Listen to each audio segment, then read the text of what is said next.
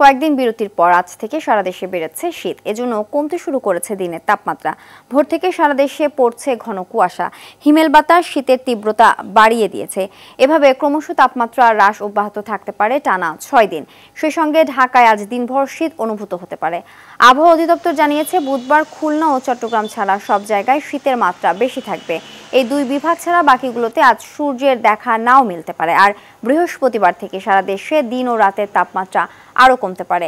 দেশের উত্তরাঞ্চলে শৈত্যপ্রবাহ হতে পারে। এরপর ক্রমশ তাপমাত্রা কমে তা দক্ষিণাঞ্চলের খুলনা ও যশোরের দিকে ছড়াতে পারে। দেশের সর্বনিম্ন তাপমাত্রা যশোরে 12.8 ডিগ্রি সেলসিয়াস রেকর্ড করা হয়েছে।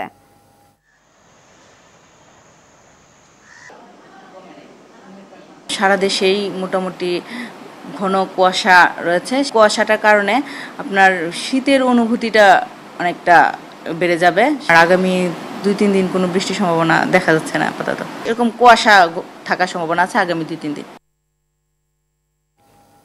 দর্শক, এই বিষয়ে বিস্তারিত জানাতে পঞ্চগড় থেকে সরাসরি যুক্ত হচ্ছেন সহকর্মী হারুনুর রশিদ। হারুন, জেলায় তাপমাত্রা কি আগের তুলনায় বেড়েছে কিনা, শীত কেমন অনুভব করছেন, আর আবহাওয়া অফিস কি বলছে?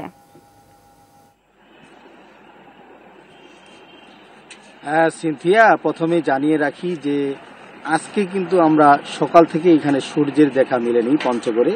এই কারণেই সেই সাথে কিন্তু ঘন কুয়াশাও নেই, তবে আকাশ মেঘলা রয়েছে, একটা অন্ধকারচ্ছন্ন পরিবেশ রয়েছে এখানে। সকাল থেকেই আমরা দেখেছি যে মানুষ কিন্তু এখানে আসলে জবুথবু অবস্থায় রয়েছে। কারণটি হলো, যদিও কুয়াশা নেই, তবে উত্তর থেকে ধেয়ে আসা যে হিমেল বাতাস, এটি কিন্তু এর গতিবেগ কিন্তু আমরা গত দিনগুলোর তুলনায় আমরা দেখেছি যে বেড়ে গেছে। আজকে কিন্তু 13 থেকে 14 কিলোমিটার বেগে এখানে বাতাস বয়ে যাচ্ছে। এই বাতাস বয়ে যাওয়ার কারণেই কিন্তু আসলে মানুষের মধ্যে একটা জনজীবনে নেতিবাচক প্রভাব পড়েছে। মানুষ কিন্তু আসলে জবুথবু অবস্থায় দিন কাটছে।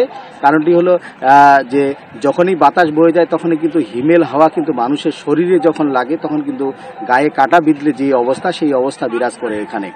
তো সকাল থেকে সূর্যের দেখা নেই, এই কারণে কিন্তু অসহায় এবং দরিদ্র ছিন্নমূল মানুষের পাশাপাশি কিন্তু সাধারণ মানুষও অনেকটা দুর্ভোগে রয়েছে।